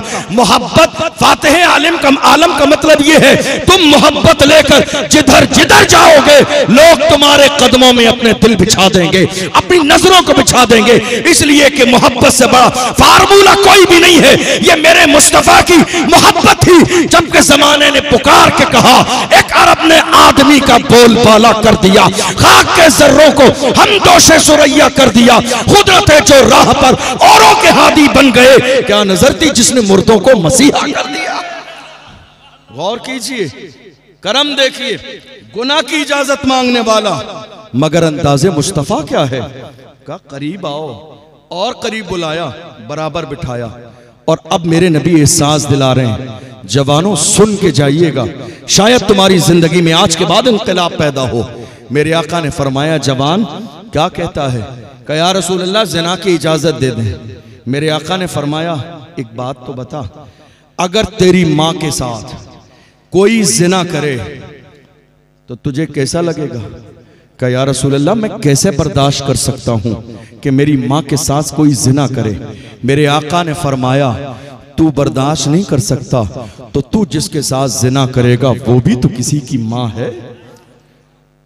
तू ये चाहता है ज़िना करे तो तू ये कैसे बर्दाश्त कर सकता है कि तेरी बहन के साथ ज़िना किया जाए, तेरी खाला के और पुप्पी के साथ। मेरे नबी कहते रहे, एहसास दिलाते रहे, और आखिर में हुजूर ने उसके दिल पे हाथ मारा और दुआ दे दी। और पैगंबर की दुआ, सुभान अल्लाह, ये जो लब है ना, अल्लाह अकबर। इमाम अहमद रजा कहते हैं, पतली पतली गुले कुद्स की पत्तियां, उन लबों की नजाकत पे लाखों सलाम। नजर देखो पैगंबर की नजर, इमाम अहमद रजा से पूछ लो पैगंबर की नजर की शान क्या है। फरमाते हैं, जिस तरफ उठ गई दम में दम आ गया, उस निगाहे इनायत पे लाखों सलाम। अल्लाह के पैगंबर ने नजर उठा के देख लिया, मुस्तफा जाने रहमत की जबान से जुमले निकले, और पैगंबर की जबान शान क्या है, जो शब को कह दिया दिन है तो दिन निकल आया, जो दिन को कह दिया शब है तो रात हो के रही, तुम्हारे मुंह से जो निकली वो बात हो के रही। वमा यंतिकु अनिल हवा इन हुवा इल्ला वह्युन यूहा। पैगंबर अपनी मर्जी से कुछ नहीं बोलता है, हुजूर की जबान से वही निकलता है जो रब चाहता है। मेरे नबी ने उसके दिल पर हाथ मारा और फरमाया, अल्लाहुम्मा तह्हिर क़ल्बा, ऐ अल्लाह इस जबान के दिल को पाक कर दे, वहस्सिन फर्जा, इसकी शर्मगाह की हिफाजत फरमा, वग़फ़िर ज़ंबा, ऐ अल्लाह इसके गुनाहों को माफ फरमा। अब गौर कीजिए, मेरे आका सल्लल्लाहु अलैहि वसल्लम ने फरमाया, मन यज़मनु ली मा बैन रिजलैहि व मा बैन लहयैहि अज़मनु लहुल जन्ना। हुजूर फरमाते हैं, तुम में से जो शख्स मुझे दो चीजों की जमानत देगा, मैं बदले में उसे जन्नत की जमानत दूंगा। ज़हन हाज़िर है आपका, जरा हाथ उठा के कहिए या रसूल अल्लाह। हुजूर की जबान देखें, आज हमारी जिंदगी में मुश्किलात क्यों है, हमें हमारे रसूल की जबान पर यकीन नहीं है, हुजूर की जबान पर हमारा यकीन कमजोर हो गया, इसलिए जिंदगी में परेशानी है। सहाबा की जिंदगी कैसी थी मालूम है, आपने कई बार ये बात सुनी। लज्जत के लिए और बरकत के लिए दोबारा कह दूं, अल्लाह के रसूल ने जब हिजरत फरमाई थी, हमारा हाल क्या है, कोई आपसे कह दे जरा सी मोहल्ले में लड़ाई हो जाए कि तुम्हारा भी नाम है, रात को पुलिस आएगी, कंफर्म नहीं है, यकीन नहीं है, फिर भी आप अपना मोहल्ला नहीं शहर छोड़ के चले जाते हैं कि कहीं रात में पुलिस ना आ जाए। मगर हुजूर के गुलामों का ईमान कैसा था जानते हैं, दुश्मन तलवार लिए खड़े हैं, हुजूर पर हमला करना चाहते हैं। ऐसे आलम में मेरे नबी ने फरमाया, अली मेरे बिस्तर पे सो जाओ, यकीन देखो, मोहब्बत देखो, मेरे बिस्तर पे सो जाओ। एक लम्हे के लिए, एक लम्हे के लिए अली के दिल में ख्याल आया होगा कि शायद हुजूर की मोहब्बत में आज जान देने का वक्त आ गया है। मगर सीनों के राज को जानने वाला पैगंबर, जिसके लिए इमाम अहमद रजा ने कहा, और कोई गैब क्या तुमसे छुपा हो भला, जब ना खुदा ही छुपा तुम पे करोड़ों दुरूद। उस पैगंबर ने अगले जुमले कहा, अली का चेहरा देखकर कहा, अली सुबह उठना। क्या कहा, अली सुबह उठना। यकीन हो गया अब मौत कभी भी आ सकती है, आज की रात नहीं आए। यकीन देखो हुजूर के जुमले पर। लेकिन दिल में ख्याल ये भी आया होगा कि हुजूर तो चले जाएंगे, दुश्मन घर में दाखिल होंगे, मुझे देखेंगे, कहीं ऐसा ना हो हमला ना कर दें। अगले लम्हे मेरे नबी ने सामान दे के कहा, ये मक्के वालों की अमानतें हैं, तुम दे के मदीने आ जाना। अली को यकीन हो गया अब मौत मुझे मक्के में नहीं आएगी, अब मुझे मौत यहां नहीं आएगी। क्यों, हुजूर ने कहा है लोगों ने एक ज़माने में कहा था, अली हमेशा याद खुदा में रोते रहते हो। कोई ज़िंदगी की रात ऐसी भी है जब बेफिक्र सोए हो। ज़िंदगी की सबसे अच्छी नींद जिस रात में आई हो, मौलाए कायनात ने फरमाया उस रात नींद सबसे अच्छी आई थी जिस रात मेरे नबी ने हिजरत फरमाई थी। दुश्मन तलवार लिए खड़े थे, अली उस वक्त में तो नींद आनी नहीं चाहिए थी। कहा हर रात अली बिस्तर पे सोता, कलमा पढ़ के कि शायद जिंदगी की आखिरी रात है। उस रात यकीन था, मेरे नबी ने कहा था सुबह उठना, यकीन था मौत कभी भी आ सकती है मगर आज की रात नहीं आए। हमें हमारे रसूल की जबान पर यकीन नहीं। मेरे नबी ने क्या फरमाया, कौन है तुम में से जो शख्स भी मुझे दो चीजों की जमानत दे, दो चीजों की जमानत दे, हुजूर फरमाते हैं मैं उसे जन्नत की जमानत देता हूं।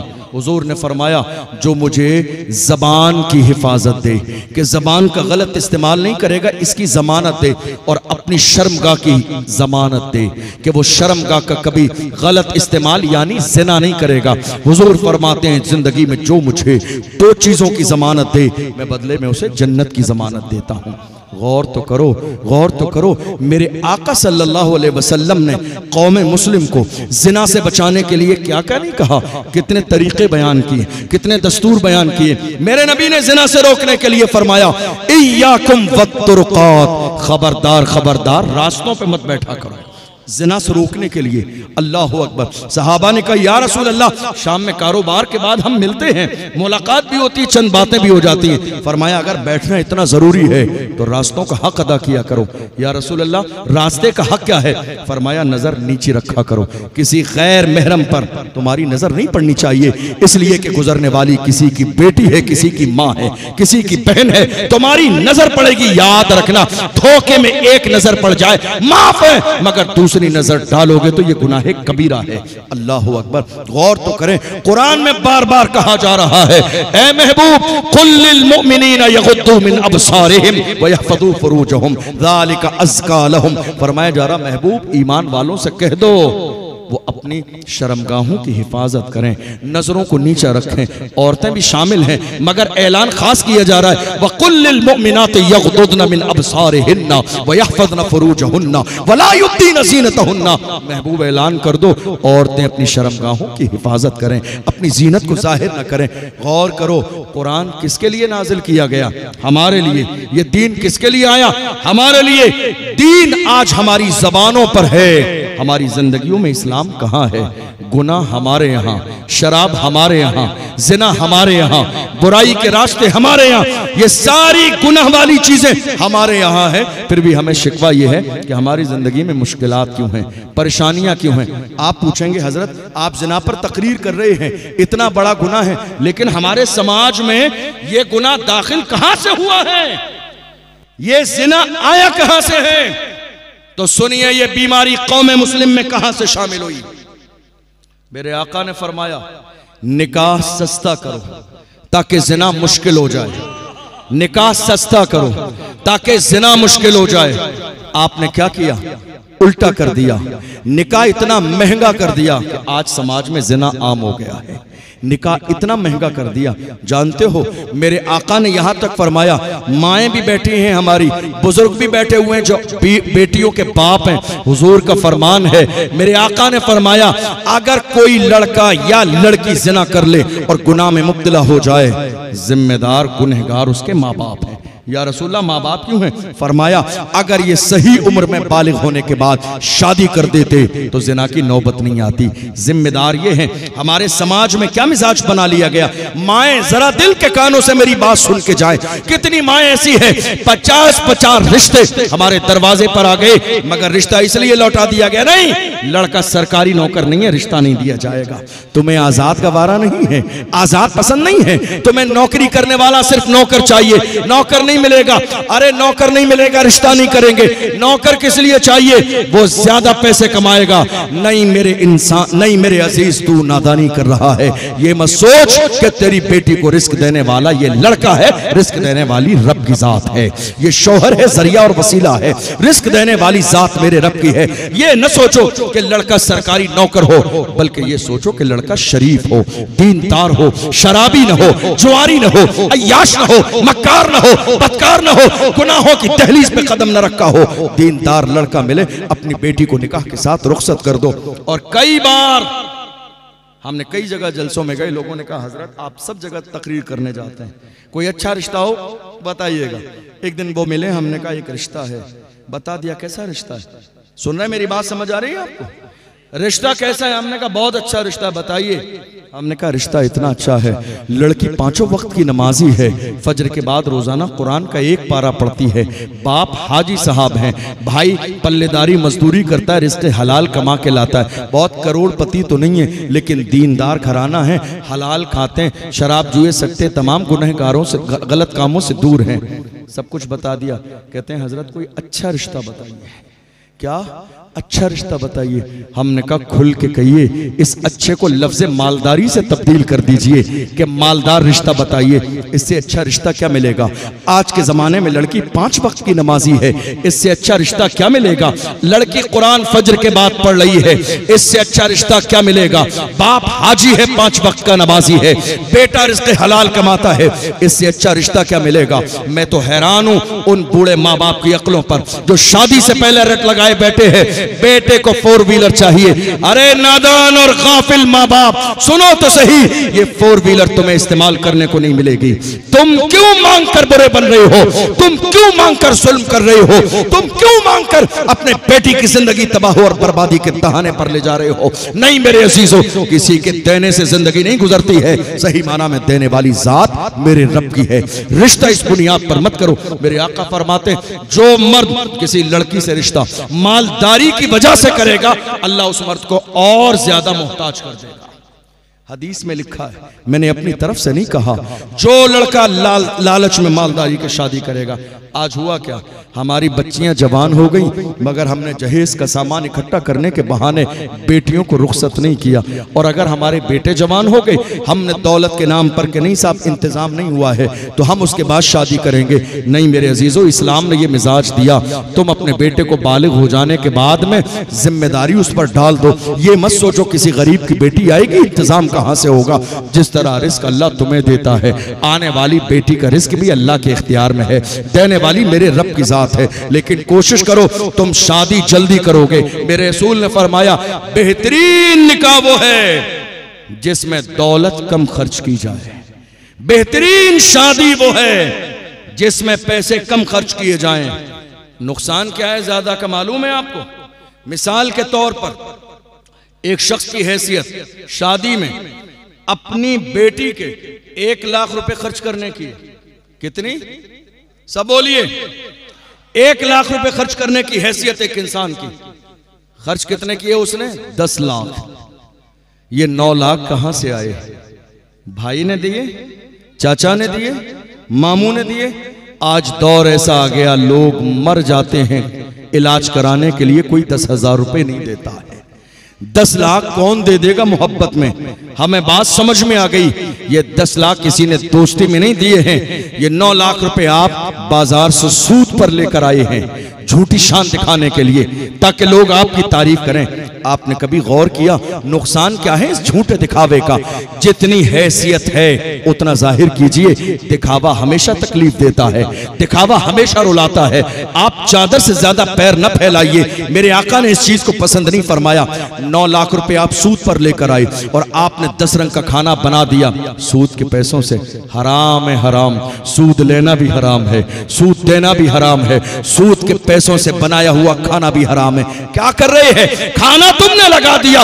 एक नमाजी परहेजगार पूरी जिंदगी भूखा और प्यासा रहा मगर एक लुकमा भी माले हराम न खाया, लेकिन तुम्हारे वलीमे में आके उसने हराम का लुकमा खा लिया। मस्जिद का इमाम भी तुम्हारी दावत में है, मुफ्ती साहब भी तुम्हारी दावत में है, पीर साहब भी तुम्हारी दावत में है। अल्लाह अकबर, गौर तो करो ये नुकसान कितना बड़ा हो रहा है, ये बात कितनी बुरी हो रही है। नहीं मेरे अजीजों, मेरे आका ने इस चीज को पसंद नहीं फरमाया है। खबरदार खबरदार, अल्लाह दिखा दिखावे को पसंद नहीं करता है, इसलिए हैसियत 1 लाख की है तो शादी 1 लाख की करो। आज आपको मालूम है, गौर कीजिएगा, मेरे रसूल ने खातून जन्नत की शादी में मेरे आका चाहते, मेरा ईमान है जन्नत के खजाने दे देते, जन्नत की कुंजियां दे देते, मगर पैगंबर ने ऐसा नहीं किया, जो कि उम्मत के गरीबों का ख्याल आ गया ताकि लोग दलील न बना लें। हम वो काम क्यों कर रहे हैं जो इस्लाम से हमें दूर करता है, जो कुरान से हमें दूर करता है, जो शरीयत से हमें दूर करता है? नहीं मेरे अजीजों, आज क्या हो रहा है मालूम है आपको? हमारी शादी में जब हमारी बेटियां रुखसत होने लगती हैं तब क्या होता है, 4 भाई हैं तो वो चारों भाई कुरान लेकर अपने हाथों में, बहन निकल रही है उसके सर के ऊपर कुरान पकड़ के जा रहे हैं। शायद आप क्या होता है, नहीं होता है, मुझे नहीं मालूम। कुरान पकड़ के रस्म के तौर पर उनसे पूछा गया, तुम्हारी बहन की शादी के बाद, निकाह के बाद रुखसती हो रही है, ये कुरान पकड़ के कहाँ जा रहे हो? कह रहे हैं हम ये चाहते हैं हमारी बहन की रुखसती कुरान के साए में हो, कुरान के साए में हो। अफसोस, तुम्हारा वलीमा कुरान के साए में न हुआ, तुम्हारी शादी कुरान के साए में न हुई, तुम्हारी सगाई कुरान के साए में न हुई। तुमने 6 महीने पहले शादी घर में सोफा लगा के एक लड़के और लड़की को, बहन को बिठा दिया था सगाई की अंगूठे पहनाने के लिए। किसी मुफ्ती से जाके मसला पूछा कि इस्लाम में ये हराम है, नाजायज है, गुनाह है, ज़िना का एक हिस्सा है, इसलिए कि सगाई की इस्लाम में कहीं से कहीं तक कोई गुंजाइश नहीं है। ये सगाई हमारे यहाँ फिल्मों से आई है, ड्रामों से आई है, वरना जब तक निकाह और शादी ना हो जाए एक मर्द किसी गैर औरत के हाथ को पकड़ ही नहीं सकता है, उसके हाथ में अंगूठी पहना ही नहीं सकता है। पिछले दौर में हमने देखा जब रिश्ते होते थे तो सबसे पहले कुरान तोहफे में लड़की के लिए भेजा जाता था कि बरकत के एतबार से शुरुआत रिश्ते की कुरान से हो। आज हमारा दौर बदल गया, हम सबसे पहले मोबाइल फोन भेज रहे हैं ताकि हमारे रिश्ते की शुरुआत मोबाइल फोन से हो। किस काम के लिए? रात के 4-4 बजे तक मोबाइल फोन इस्तेमाल कर रही है हमारी बेटी और हमारे बेटे। कौन नहीं जानता है? क्या लड़की की माँ नहीं जानती है कि लड़की क्या कर रही है? क्या लड़के का बाप और उसके घर वाले नहीं जानते हैं क्या कर रहे हैं? याद रखना, यह भी ज़िना का एक हिस्सा है, और जितने लोग जानते हैं वो सब के सब इस गुनाह में बराबर के शरीक है। तुम सोच रहे हो आज सलाहुद्दीन अय्यूबी पैदा क्यों नहीं होते, आज टीपू सुल्तान पैदा क्यों नहीं होते, आज औरंगजेब आलमगीर पैदा क्यों नहीं होते, आज अर्तुगरुल गाजी पैदा क्यों नहीं होते? बात सिर्फ इतनी है, जब माएँ किरदार वाली होती थी तो बेटा सलाहुद्दीन पैदा होता था, जब माएँ हया वाली होती थी तो बेटा टीपू सुल्तान पैदा होता था, जब माएँ हया वाली और पर्दे वाली होती थी तब जाके बेटा अर्तुगरुल गाजी पैदा होता था, जब माएँ तहज्जुद गुजार होती थी तब जाके बेटा तारिक इब्न ज़ियाद बनता था। आज हमारे घरों में ज़बानी तौर पर इस्लाम बाकी है लेकिन प्रैक्टिकल हमारे घरों में इस्लाम बाकी नहीं है। काश के हमने अपने घर में बेटियों को मोबाइल फोन नहीं, हाथ मिला के पर्दा दिया होता तो हमारे घर का हाल ये ना होता जो आज हमारे घर का हाल हो गया। जरूरत इस बात की है, बेटियों से आप क्या समझ रहे हैं? इस्लाम ने मना किया है बेटियों से मोहब्बत करने का। जितनी इज्जत बेटी को इस्लाम ने दी है दुनिया का कोई मजहब दे ही नहीं सकता है। कुरान पढ़ो तो सही, दीन सीखो तो सही, हदीस पढ़ो तो सही। हदीस में है इज़ा दखलत अला नबी सल्लल्लाहु अलैहि वसल्लम फक़ाम इलैहा फक़ब्बलहा व अजलसहा फी मजलिसिही। शान यह है बेटियों की, मेरे नबी की बारगाह में खातून जन्नत जब आती थी तो मेरे नबी इस्तकबाल में उठ के खड़े हो जाते थे मेरे नबी, अपनी जगह बिठाते, हाथ चूमते, पेशानी चूमते और मेरे नबी ऐलान फरमाते फातिमा तो बिदअतु मिन्नी, फातिमा मेरे जिगर का टुकड़ा है।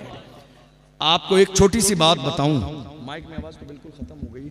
आपको एक छोटी सी बात बताऊं, आज हालत यह है तलाक बहुत ज्यादा हो रही है इस वक्त, बहुत ज्यादा आज हमारे समाज में तलाक हो रही है। हमने सर्वे किया, मैं तकरीबन 5 साल से दारुल इफ्ता में बैठता हूं राजस्थान में, हमारे यहाँ तलाक लगातार तलाक। वजह क्या है? ये मेरा तजर्बा है 5 साल का। आज तलाक की सबसे बड़ी जिम्मेदार कौन है? आप कहेंगे लड़की खराब है, कोई कहेगा लड़का खराब है, कोई कहेगा घर का माहौल खराब है। नहीं मेरे अजीजों, तलाक मौजूदा दौर में जो हो रही है 90% या कहिए 95% जिम्मेदार लड़की की मां है। 95% जिम्मेदार लड़की की मां है। आप कहेंगे वो कैसे? आपने उसे मुजरिम बना दिया। मैंने मुजरिम नहीं बनाया। एक माँ आज के दौर में बेटी की शादी हो जाने के बाद भी ये चाहती है जिस तरह मेरी बेटी पे हुकूमत मायके में चलती थी, ससुराल में भी मेरी हुकूमत चले। वो मेरी मर्जी से जाए, मेरी मर्जी से आए, मेरा कहना माने। मैं कहूँ आजा तो आ जाए, मैं कहूँ चली जा तो चली जाए। जिस माँ के अंदर ये मिजाज होगा उसकी बेटी का घर कभी शादो आबाद नहीं होगा। अब तुम्हारी हुकूमत न चलेगी। अल्लाह का कुरान कहता है अर्रिजालु कव्वामून अला निसा। अल्लाह ने शादी के बाद हाकिम मर्द को बनाया है। अब तुम्हारा कहना नहीं मानेगी, अब अपने शौहर की इताअत करेगी, मोहब्बत करेगी, तुम्हारे घर आएगी, एहतराम करेगी, तुमसे मिलेगी, लेकिन हुकूमत चलाने की कोशिश ना करो। अल्लाह अकबर। आज हमारे यहाँ बहुत सारे घरों की तलाक हो गई।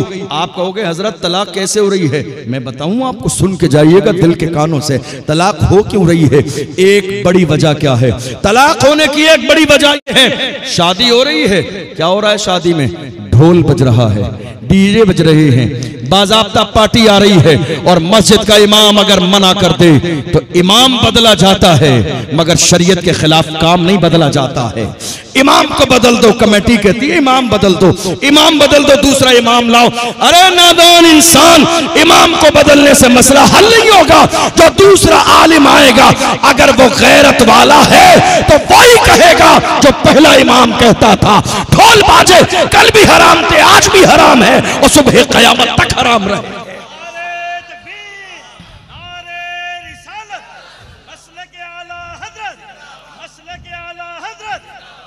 मुझे बताओ, बेटा तुम्हें किसने दिया? खुदा ने। बेटा किसने दिया? खुदा ने। रिश्ता किसने दिया? खुदा ने। शादी का गैब से इंतजाम किसने कराया? खुदा ने। जब ये सारी चीजें देकर खुदा ने तुम्हें खुश कर दिया तो खुशी के मौके पर तुम्हारी जिम्मेदारी क्या थी? तुम जिक्र की महफिल करके खुदा को खुश कर दो, उसके महबूब को खुश कर दो। मगर तुमने क्या किया? जब शुक्र करने का मौका आया तो तुमने मस्जिद के सामने ढोल बाजे डीजे बजाए। तुम्हें इस बात का भी लिहाज न रहा कि मस्जिद में अजान हो रही है, नमाज का वक्त है। ढोल बजाते रहे और कहते रहे दौलत के नशे में, देखते हैं हमें कौन रोकता है, देखते हैं हमें कौन रोकेगा। अरे दुनिया वाले रोके न रोके, देख लेना 4 दिन के बाद मलिकुल मौत तेरे दरवाजे पे आके तेरी सांस भी रोक देंगे। तू कहां ढोल की बात करता है? तेरे जैसे बड़े बड़े सूरमा दुनिया में आए हैं, जाके देख ले कब्र खोल के, उनके जिस्म में कीड़े पड़ गए हैं, जिस्म सलामत नहीं है, बॉडी सलामत नहीं है। गुरूर किस बात का है? अल्लाह को तकब्बुर से उठा हुआ सर पसंद नहीं। मेरे नबी फरमाते हैं मन तवादा लिल्लाहि रफ़अहुल्लाह, जो अल्लाह के लिए झुक जाता है अल्लाह उसे दर्जा बुलंदी अता फरमाता है।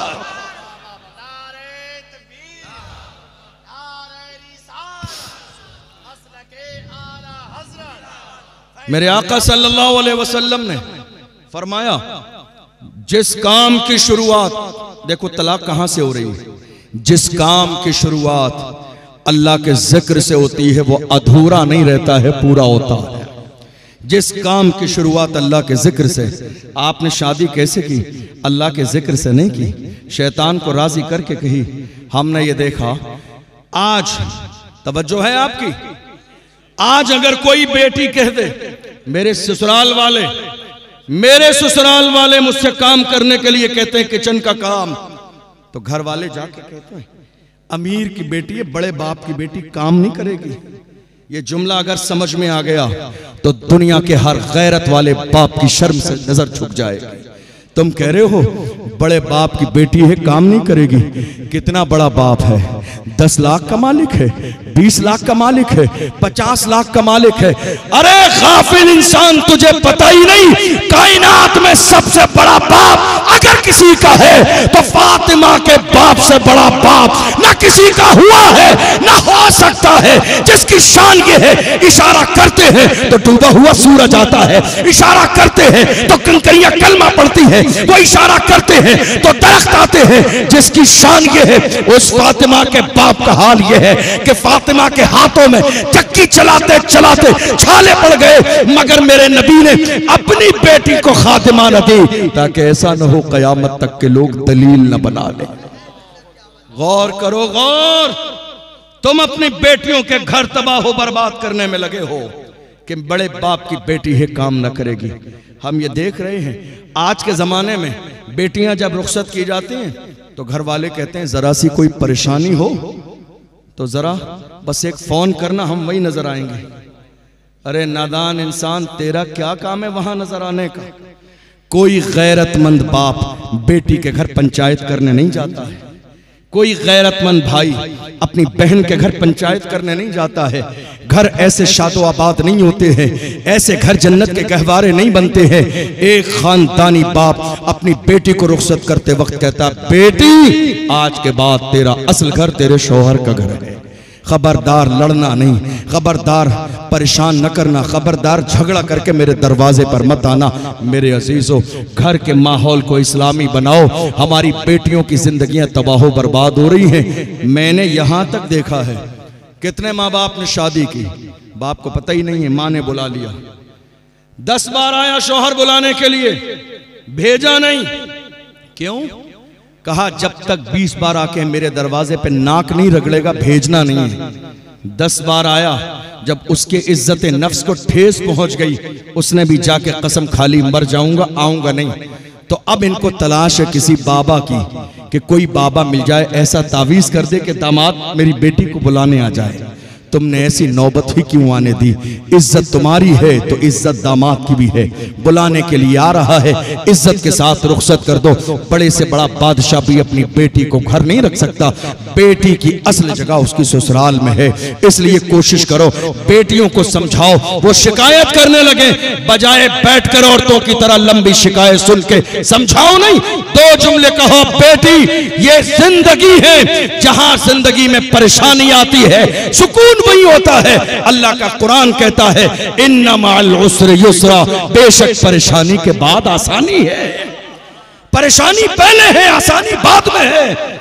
जो इंसान जिंदगी में जितनी परेशानियां बर्दाश्त कर लेता है, अल्लाह उतना ही बड़ा मकाम उसको अता फरमाता है। मेरे अजीजों, मोहम्मद अरबी के सच्चे गुलाम हो, जब तक अपने घर का माहौल इस्लामी नहीं बनाओगे, जब तक अपने घर का माहौल दीन वाला नहीं बनाओगे, कभी हालात बेहतर नहीं होंगे।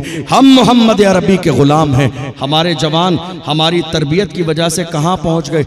अल्लाह अकबर। जिम्मेदारी तो हमारी ये थी कि हमारा नाम भी इस्लामी हो और हमारा काम भी इस्लामी। ये एक मोमिन की पहचान है। लेकिन आज हैरानी की बात क्या है, ना ही नाम इस्लामी है ना काम इस्लामी है। हमारे जवान क्या कर रहे हैं आज? जिन जवानों के हाथ में घोड़ों की लगाम होनी चाहिए थी, आज उन हाथों में जंजीरें पड़ी हुई हैं, उन हाथों में कड़े पड़े हुए हैं, उनके गले में लोहे की जंजीरें पड़ी हुई हैं, महज फैशन के नाम पर। ए मोहम्मद अरबी के गुलामों, तुम कहते हो हुजूर का दामन नहीं छोड़ेंगे, हुजूर के नाम पे जान दे देंगे, तो आओ तुम एक तरफ अपनी मोहब्बत के जुमले रखो। मैं तुम्हें एक हदीस सुनाता हूँ, ईमान वाला कैसा होता है, गुलाम कैसा होता है, एक आशिक कैसा होता है। एक जानिसार हुजूर की बारगाह में आए, सोने की अंगूठी पहन कर आ गई। मर्द के लिए सोना पहनना हलाल नहीं है। मेरे नबी ने नाराजगी का इजहार फरमाया, उतार कर फेंक दी, का मर्द के लिए जायज नहीं है। हुजूर तशरीफ ले गई, महफिल खत्म हुई, वो भी जाने लगे। लोगों ने कहा जो तुम्हारी अंगूठी फेंक दी है उठा के ले जाओ, तुम्हारे लिए जायज नहीं है, घर की औरतें पहन लेंगी, उनके काम आएगा। देखो ईमान वाले कैसे होते हैं। उन्होंने कहा अल्लाह की इज्जत की कसम, जो चीज मेरे नबी को पसंद नहीं, जो चीज मेरे आका को पसंद नहीं, जो चीज रहमतुल लिल आलमीन को पसंद नहीं, उसको उठाना तो बड़ी बात है, उसकी तरफ देखना भी मेरी मोहब्बत को गवारा नहीं है। उसको उठाना तो बड़ी बात है, उसकी तरफ देखना भी मेरी मोहब्बत को गवारा नहीं है। याद रखना, हम अल्लाह वालों के दामन से वाबस्ता क्यों होते हैं, हम मुरीद क्यों बनते हैं, किसी अल्लाह वाले के गुलाम उसके शैदाई और फिदाई क्यों बनते हैं? हम अल्लाह वालों के दामन से वाबस्ता इसलिए होते हैं कि हमें सिलसिले का फैज मिले, हम गुनाहों से दूर होकर हिदायत के रास्ते पर अमल करने लगे। गुनाहों के लिए मुरीद नहीं बनते हैं, गलत कामों के लिए मुरीद नहीं बनते हैं। जवानों आओ अहद करो, शराब नहीं, जिना नहीं, बदकारी नहीं, अय्याशी नहीं, माँ बाप की नाफरमानी नहीं, कहाँ है जवान शराब के नशे में? क्या कहा मेरे नबी ने? जवान कह रहे हैं हजरत शराब नहीं है, एनर्जी ड्रिंक है। नाम बदल देने से शराब की हुर्मत में कमी नहीं आएगी। जो हराम है वो हराम है, तुम्हें अंदाजा भी नहीं है। मेरे आका ने फरमाया तमाम गुनाहों की जड़ अगर कोई है तो वो शराब है। उम्मुल खबाइस कहा गया हदीस के अंदर। इंसान जब शराब पीता है तो शराब पीने के बाद फिर जितने भी गुनाह होते हैं उससे हो जाते हैं। मैं एक छोटी सी मिसाल के जरिए, मैं 10-5 मिनट में अपनी बात मुकम्मल करने लगा हूं, एक छोटी सी मिसाल के जरिए समझाऊं। एक इबादत गुजार बंदे को एक बदकार औरत ने बहाने से बुलाया और बुलाने के बाद घर का दरवाजा बंद कर लिया। जब वो नेक इंसान दाखिल हुआ तो नेक इंसान के दाखिल होने के बाद दरवाजा बंद किया और दरवाजा बंद करने के बाद उसने कहा अब तुझे जाने नहीं दूंगी सलामत, तेरे पास 3 ऑप्शन हैं। सुन रहे हैं आप? बातें कर रहे हो? क्या है? 3 ऑप्शन है तेरे पास, जाने नहीं दिया जाएगा। पहला ऑप्शन, एक बच्चा है, या तो इसे कत्ल कर दे। एक प्याले में शराब है, या तो शराब पी ले, या मेरे साथ जिना कर ले। ये 3 ऑप्शन है तेरे पास, तीनों में से कोई एक करना पड़ेगा वरना जाने न दिया जाएगा। शोर मचा दूंगी, तूने मेरे साथ ज्यादती की है तो तू बच नहीं पाएगा। इज्जतदार इंसान को अपनी इज्जत बड़ी प्यारी होती है, वो किसी भी कीमत पे ना तो कत्ल करने के लिए तैयार, ना जिना करने के लिए तैयार। आखिर में उसके दिल में ख्याल आया, उसको लगा कि सबसे छोटा काम है, एक प्याला शराब उठा के पी लूं, ना कत्ल करना पड़ेगा ना जिना करना पड़ेगी। अल्लाह अकबर। शराब का प्याला उठा के पीने के बाद उसने शराब के नशे में उस बेटे को भी कत्ल किया, उस औरत से जिना भी किया जिस काम के लिए वो शराब पीने से पहले राजी नहीं था। गौर तो करो, शराब के नशे में इंसान शराब के नशे में ना होने से पहले जिस काम के करीब करना नहीं चाहता है, मगर शराब के नशे में जिना भी कर रहा है, शराब के नशे में कत्ल भी कर रहा है। गौर तो करो, मेरे नबी ने इसीलिए फरमाया तमाम बुराइयों की जड़ ये शराब है, तमाम बुराइयों की मां ये शराब है, फितनों का मंबा ये शराब है। जो इंसान शराब का आदी हो जाता है उसकी दुआएं रद्द कर दी जाती है। जो इंसान शराब का आदी हो जाता है, बल्कि मेरे नबी ने यहां तक फरमाया शबे बारात की अजीम रात, सुना है आपने? नहीं सुना है? कबीले बनु कल्ब की भेड़ की बकरियों के बालों के बराबर जहन्नमियों को जन्नती बनाया जाएगा, मगर शराब पीने वाला इस रात में भी बख्शा नहीं जाएगा, जिना करने वाला इस रात में भी बख्शा नहीं जाएगा जब तक कि वो सच्चे दिल से अल्लाह से तौबा ना कर ले। जवानों, तुम शराब पीते हो, क्या सोच रहे हो कोई देख नहीं रहा है? अरे तुम्हारा ईमान कमजोर कैसे हो सकता है? तुम्हें पैदा करने वाला परवरदिगार देख रहा है। और अगर तुम नशा करना चाहते हो तो मैं तुम्हें नशा करने से रोकूंगा नहीं, मशवरा सिर्फ इतना है, नशा करना है दिल खोल के नशा किया करो, लेकिन लोकल वाला नशा मत किया करो जिसको करने से लोग नाली और नाले में गिर जाते हैं। नशा करना है वो नशा करो जो बिलाल हबशी ने किया, जो सलमान फारसी ने किया, जो सुहैब रूमी ने किया, जो हजरत अम्मार इब्ने यासिर ने किया, जो हजरत सुमैया ने किया। कौन है बिलाल? नशे में है मुस्तफा के, मारा जाता है, घसीटा जाता है, पड़ा जाता है, मगर हाल ये है पुकार के कहते हैं तू हो के तुर शुरू मुझे गाली 1000 दे। ये वो नशा नहीं जिसे तुलसी उतार। मोहब्बत रसूल का नशा करो, इश्क रसूल का नशा करो, हुजूर की गुलामी का नशा करो। जब तुम हुजूर की मोहब्बत का नशा करोगे मर जाओगे।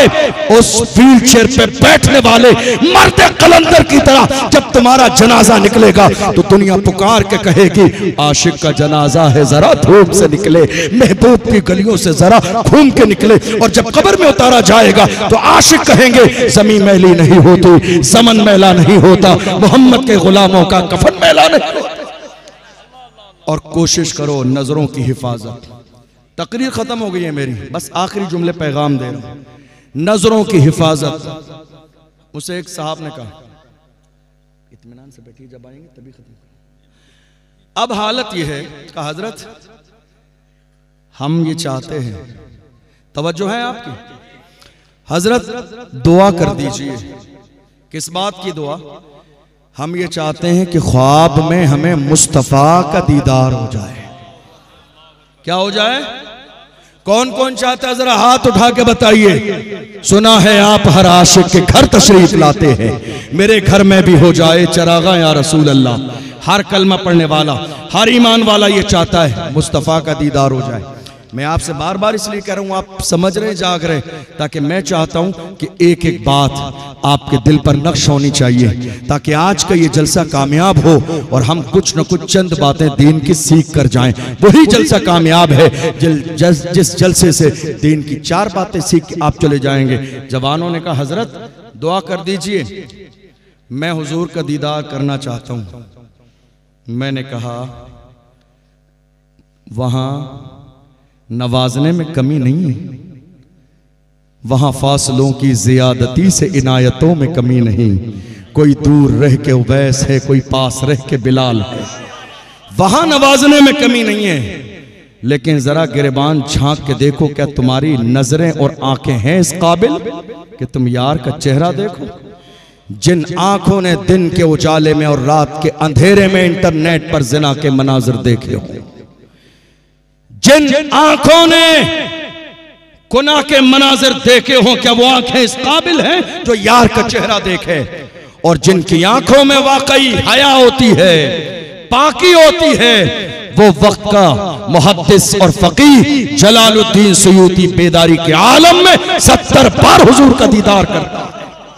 और मेरा इमाम हम सुन्नियों की जान इमाम अहमद रजा खान यार की चौखट पे खड़े हो के कहते हैं, उठा दो पर्दा, दिखा दो चेहरा कि नूरे बारी हिजाब में है। जमाना तारीक हो रहा है कि महर कब से नकाब में है। और जब थोड़ी देर दीदार न हुआ तो पसमुर्दा दिल से कहते हैं, वो सुए लालाजार फिरते हैं, तेरे दिल ए बहार फिरते हैं, जो तेरे दर से यार फिरते हैं, दर बदर यूं ही खार फिरते हैं। आह कल ऐश तो किए हमने, आज वो बेकरार फिरते हैं। उस गली का गदा हूं मैं जिसमें मांगते ताजदार फिरते हैं।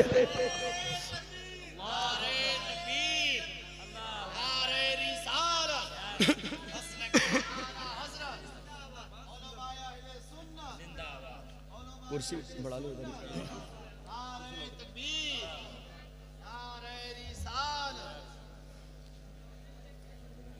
इधर लगा दी, इधर लगा दी। तशरीफ रखें आप हजरात, हमारे बड़े बेहतरीन खतीब इंशाअल्लाह, जिनका इनकलाबी बयान सुनकर आपका दिल बाग बाग हो जाएगा। आप कहेंगे बहुत ज़माने के बाद इतनी शानदार जानदार आपने तकरीर समाअत की है। बरेली शरीफ की सरजमीन पर से चलकर हमारे दरमियान तशरीफ लाएं। बेहतरीन खिताब होगा हजरत का, तशरीफ लाइए हजरत। आप तशरीफ रखें, हजरत का बेहतरीन खिताब चंद मिनट के बाद होगा। आप हजरत तशरीफ रखें, हजरत का चंद मिनट के बाद बेहतरीन खिताब आप समाअत करेंगे। तशरीफ रखिए आप हजरत।